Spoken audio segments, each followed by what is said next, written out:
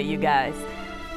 Well, you know what? We are hoping to hear about funeral plans this week for civil rights icon John Lewis. You no doubt heard about this. It was trending all weekend on social media. The 80-year-old died Friday evening after a battle with cancer. Lewis's legacy spans 6 decades from Atlanta to Capitol Hill. He was one of the original freedom riders, taking on the Jim Crow South, standing against segregation, discrimination, and demanding equal justice for all.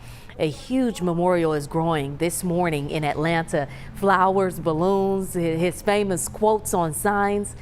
You know what? I actually had the opportunity to meet him, little young T there, while I was working in Tyler as an anchor reporter. He made a stop in Longview, Texas in 2018. He was very kind, and as part of his visit, as many are still doing today, he was reminding people about the importance of voting, also standing up for what you believe in. His motto, make sure you always find some good trouble. Sonia, back over to you.